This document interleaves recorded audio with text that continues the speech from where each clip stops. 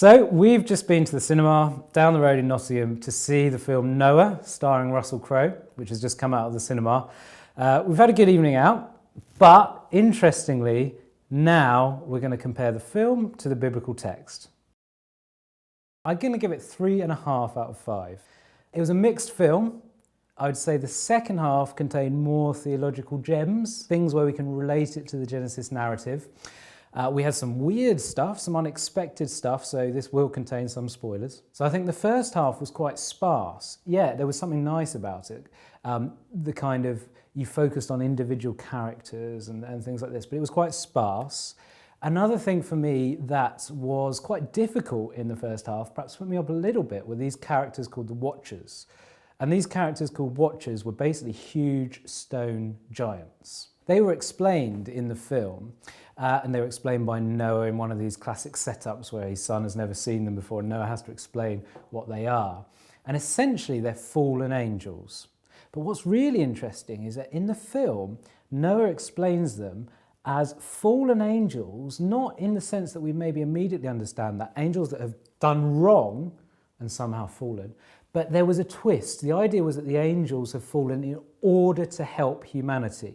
It was almost as if God was preventing them from intervening in humanity and somehow helping humanity out once it had fallen. But the angels wanted to come. When they did, and when they landed, they were turned to stone. Interesting. What this meant was we had these huge stone giants. And what put me off is the fact that they were just like characters from Lord of the Rings. They were just like, I've forgotten the name of the character in the Lord. Ents. The Ents, that's it. They would, and for me, that became a lens. Lord of the Rings became a lens in which I read the Watchers in Noah. And there's a serious point there that I was reflecting on in the cinema, which is this.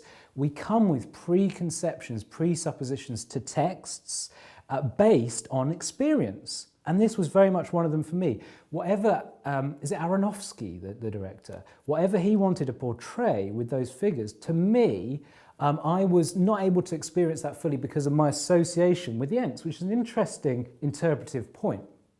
But what's even more interesting, that as soon as those characters appeared, though they put me off in the first half of the film, they filled in a lot of narrative that's not there in Genesis. Obviously, the fallen angels, the Watchers, are not part of the Noah story. They're mentioned previously. We hear about the Nephilim, who are the descendants. The Nephilim are the giants. They're the descendants of the sons of God who have come down to take the wives of man. So there is a sense of a fall. And what's very interesting is that in the book of Enoch, which is, you could call post-biblical, a Jewish book, well, with later interpreted, all sorts of versions of this book exist. It's hard to say exactly what it is, perhaps between 3rd century and 2nd century, 3rd century BC, 2nd century AD. This book of Enoch actually refers to these fallen angels, the Watchers. And part of the book of Enoch is the book of Watchers that explains all the traditions surrounding the fallen angels. By the way, in none of them are they huge blocks of stone, actually. But very interesting. And what this allowed the scriptwriters and Aronofsky to do is to explain how the ark was built. So the ark wouldn't have been able to be built in the way it's described in the Bible, in the dimensions that the text goes into. We're talking about Genesis 6 to 9 in the Bible, right at the beginning of the Bible. The dimensions there are seemingly impossible.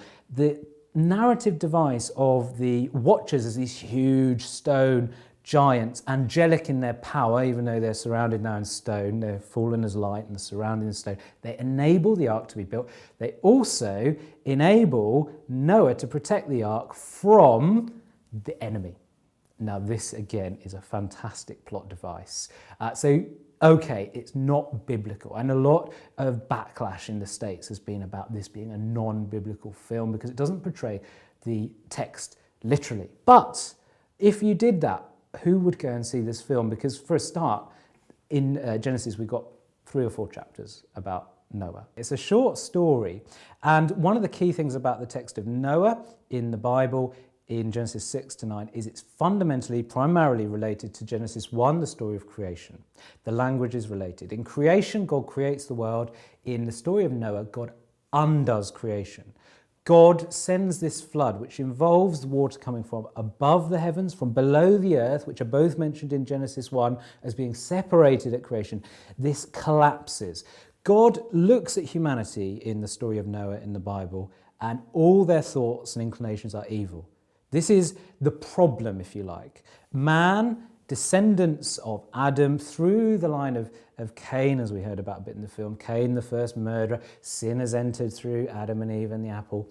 It's spread, it's endemic, if you like, and God looks down, the inclinations of every heart is evil. He decides to wipe out humanity through this flood, but salvation is provided to Noah. Noah, who finds favour in the sight of the Lord. So in this list of descendants, somehow Noah stands out. So in chapter 5 in Genesis, the final line of the genealogy there with the list of descendants of Adam ends with Noah.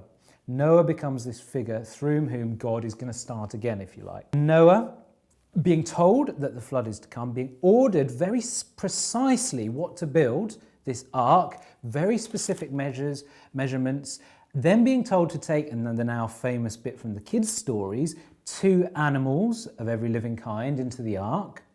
Elsewhere in Genesis, a bit later, we hear that there are 7 of the clean animals, actually. 2 of the unclean animals, 7 of the clean animals, so that some of those can be sacrificed. The flood comes, humanity is wiped out. Then we have various stories about the seeming end of the flood. It's almost come, but no, the dove comes out, it doesn't come back with anything, and so on. Finally, the flood subsides, and Noah's family are the ones who are to repopulate the earth. And what it mentions in the Bible are Noah and his wife, his 3 sons, Ham, Shem, and Japheth, and their wives. Those 8 are the ones who are then to repopulate the earth. And very explicitly, the language in Genesis 8 and 9, when they're to repopulate the earth, is the language of Genesis 1. This is to become a new creation. I read this story last night in the Bible, and you've almost told it longer than it is in the Bible. Yeah. It's such a short story. Yeah, absolutely. So we're talking in my Bible here, 1, 2, 3. 3 pages of my Bible. We've got a little epitaph, if you like, the little bit at the end, this weird bit at the end, actually. Things have gone well, it seems, for Noah. We don't actually get much mention of the wiping out of humanity. No discussion of that, actually, in the text, the fact that all of our humanity has been wiped out. That's something that the film did bring out, actually. But actually, in chapter 9, once Noah and his family have begun this process of gardening the earth again, creating the new garden, there's this weird little bit where Noah gets drunk from the vineyard that he's planted, somehow becomes nakedness, and then we get this strange bit. Noah, a man of the soil, was the first to plant a vineyard. He drank some of the wine and became drunk and lay uncovered in his tent, naked. Ham, the father of Canaan, saw the nakedness of the father and told his 2 brothers outside. Then Shem and Japheth took a garment, laid it on both their shoulders, and walked backwards and covered the nakedness of their father. We saw that explicitly in the film. Their faces were turned away, and they did not see their nakedness. When Noah woke from his wine and knew what his youngest son had done to him, he said, "Cursed be Cain, lowest of slaves, shall he be to his brothers." And so on, whereas he blesses the other ones. He's angry at Ham, the son Ham. For dobbing him in? Well, this is what is unclear. Noah is naked, drunk and naked on the ground. Ham finds him.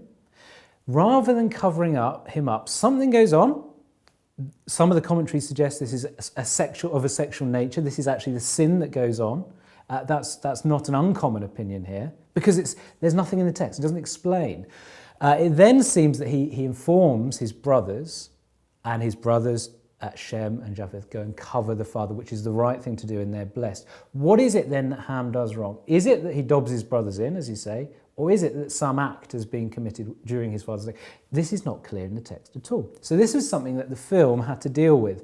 And actually, what I quite liked in the film is that they also left that ambiguous. It was slightly weird in the film. That was one bit, actually, where the film did portray fairly literally what went on. Noah, we saw, lying naked on the beach. Okay, fair enough. Everything's been wet. Everything's a beach.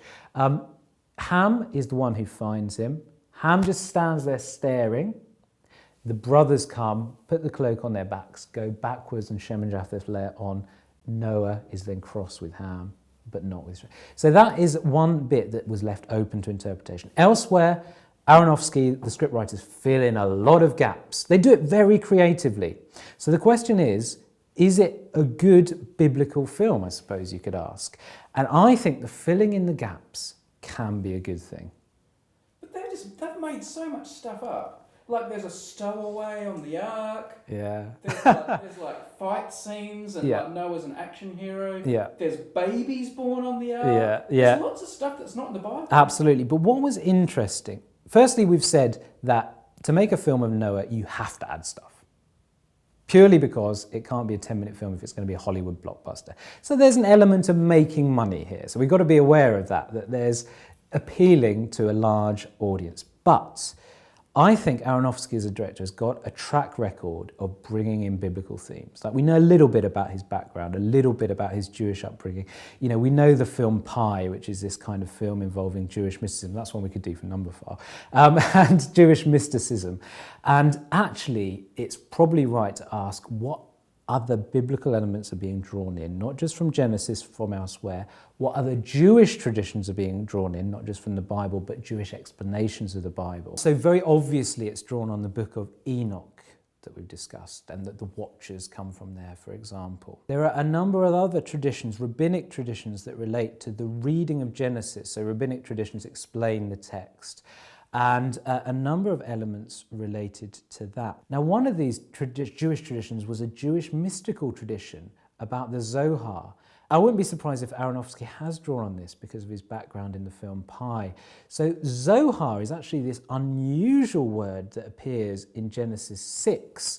So in Genesis 6:16, we have this bit when Noah is being told by God about how to make the ark. So very clearly, God is speaking to Noah.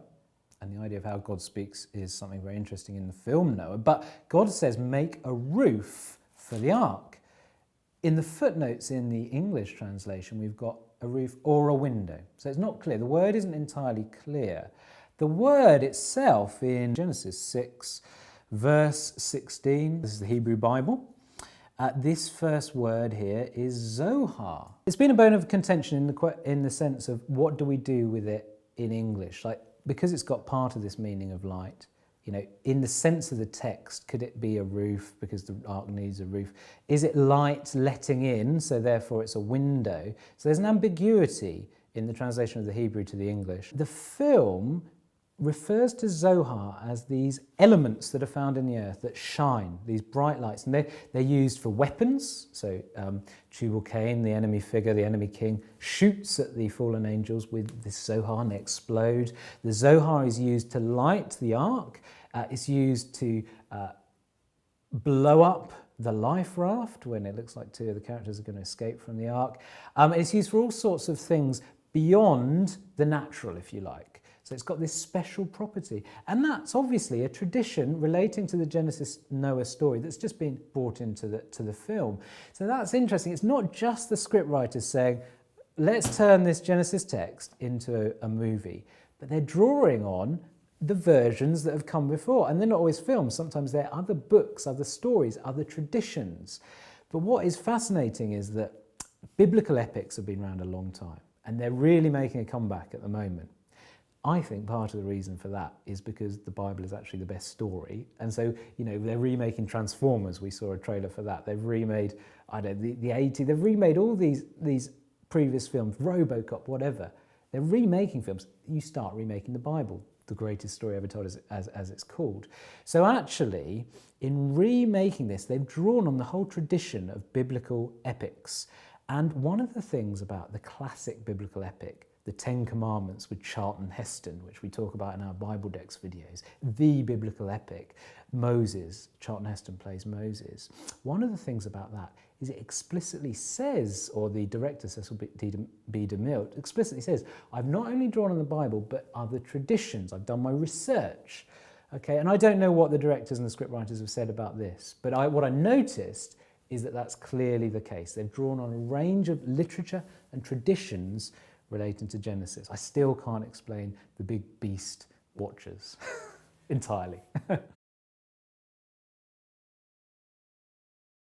And in the film, Tubal-Cain is the king of the people of the earth, if you like. And what's notable is they all carry these metal weapons. We even see Ray Winston as Tubal-Cain doing some metal work.